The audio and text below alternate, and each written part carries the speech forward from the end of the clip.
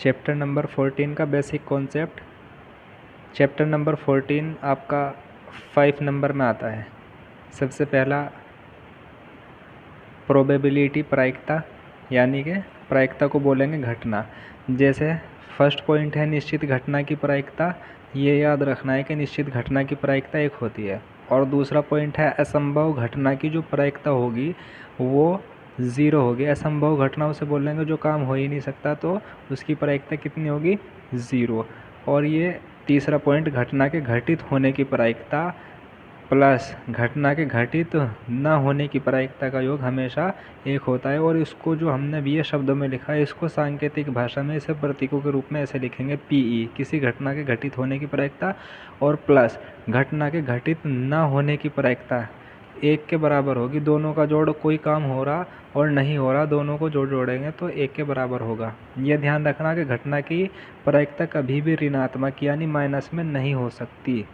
उसके बाद प्रायिकता 0 से 1 तक ही होती है, ना कम हो सकती और ना ज़्यादा। इसका एक फॉर्मूला जो सारे ही पूरे चैप्टर में यूज़ किया जाएगा, किसी भी चीज़ की प्रायिकता निकालनी तो ये ध्यान रखना है कि अनुकूल परिणाम कितने आ रहे, और अनुकूल परिणाम के साथ साथ फिर उसके अपॉन में होगा कुल परिणाम। ये पूरा इसका इस चैप्टर का निचोड़ है। प्रायिकता बराबर अनुकूल परिणाम बटे में कुल परिणाम के बराबर। जितने भी कुल परिणाम आएंगे वो नीचे आएंगे, और जो उसके अनुकूल परिणाम होंगे, जो घटना कितनी बार घटित हो रही नहीं हो रही, वो ऊपर आएगा और कुल परिणाम नीचे आएंगे।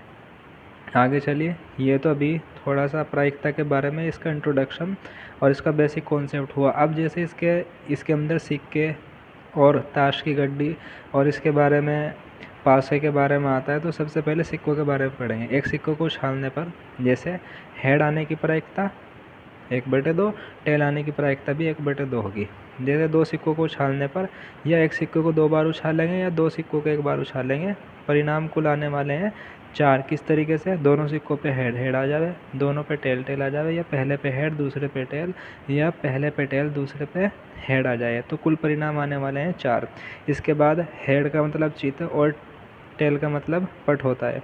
2 की पावर n कुल परिणाम, जहाँ इन सिक्कों की संख्या है, जितने भी सिक्के होंगे जितनी बार उछाला जाएगा वो उसके ऊपर आ जाएगा। ठीक।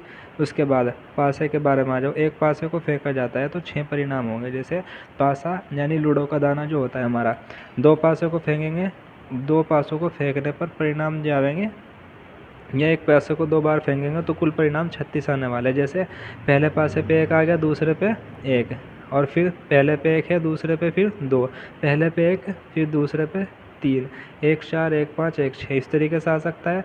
2 1 2 2 2 3 और 2 4 2 5 2 6, या 3 1 3 2 3 3 3 4, इस तरीके से जो परिणाम आवेंगे वो कितने आवेंगे? 36 परिणाम आवेंगे। अब इनमें थोड़ी सी चीज़ें ये ध्यान रखनी है कि 1 1 दोनों पासों पे एक ही नंबर आवेगा, वो कितने परिणाम हो सके कि दोनों पासों पे दोनों पासों का जो जोड़ है वो 2 आ सकता है। यहाँ वो 1 परिणाम है। ऐसे ही 2 पासों पे जोड़ जो आना चाहिए वो 3 आना चाहिए। तो या तो पहले पे 1 आ गया, दूसरे पे 2, या पहले पे 2 आ गया और दूसरे पे 1 आ गया, तो जोड़ कितना होगा? 3। ऐसे ही अगर 4 परिणाम लाना, योग कितना लाना? 4, तो कितने परिणाम आ सकते हैं? 3। ऐसे ही 5 आने के परिणाम 4 होंगे और 6 आने के परिणाम 5 होंगे। ऐसे ही चलते चल जाएंगे। और 7 परिणाम होंगे 6 1 आने के, यानी 7 आने के परिणाम कितने होंगे? 6।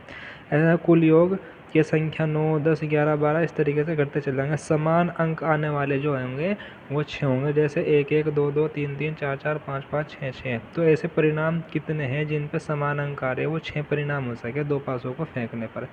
ये हाफ है और हाफ आगे की वीडियो में देखोगे आप।